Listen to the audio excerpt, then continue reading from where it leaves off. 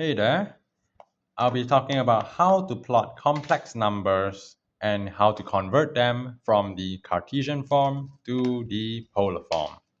So, most complex numbers come in the form of z equals to a plus bi. This is known as the Cartesian form. And complex numbers are plotted on a special kind of Cartesian plane known as the Argand diagram, where the x-axis is the real axis which in this case is the a value, and the y-axis is also known as the imaginary axis, where this is the b value because it is next to the being the imaginary number. So assuming you have the complex number z equals to 2 plus 3i, it will be plotted on the Argand diagram at 2, comma 3. And same with w, the complex number w equals to 0 minus 2i. It will be plotted on 0, negative 2. It's good practice to write down the 0, even if whether it's your real or imaginary number having a 0. This is to help you prevent any careless mistakes. And yeah, moving on. Now, how do you convert complex numbers to the polar form? The polar form is as follows: r cosine theta plus I sine theta. You need to find two values, which is the modulus of your complex number and the argument of your complex number. Now, what is the modulus of the complex number? It is, looking back at this z equals to 2 plus 3i, it is the distance of your complex number from the origin. So it is this length right here. So you use the Pythagoras theorem to find it. So it will be a squared plus b squared, and you square root the whole thing. Now, next is the argument of your complex number. So this is just a complicated name for the angle. The angle of your complex number, taking this complex number right here, and from the first quadrant of the positive x-axis. So it's until here. And if you have one that is in the third quadrant, it will be from here all the way to here. Okay?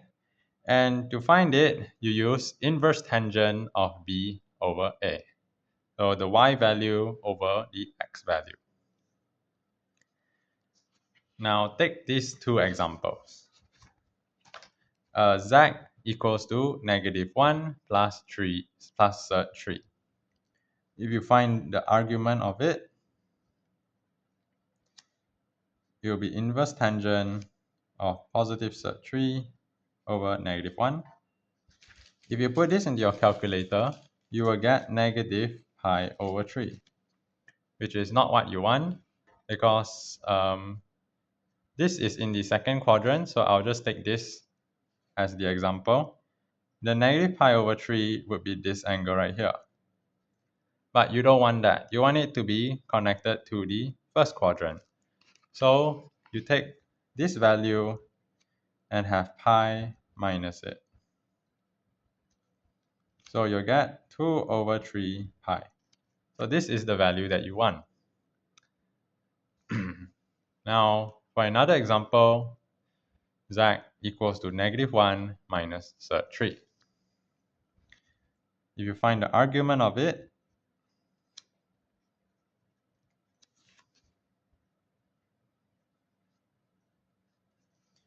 yes, even though you can technically cross out the negative to become positive 3 over 1, that is not what you want because this complex number is in the third quadrant.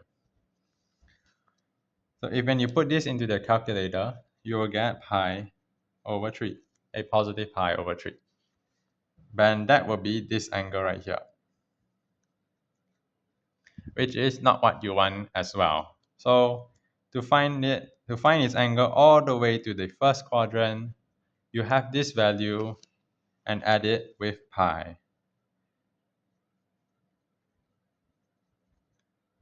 So you'll get 4 over 3 pi. Now, what does these two values have to do with r and theta? Well, basically, r is the modulus and the argument is the angle, of course. Why is it using a different symbol? Well, it's much easier to read r and theta than having to read modulus and argument, right? So yeah, that's all I have. Hope you found this video helpful and thank you for watching.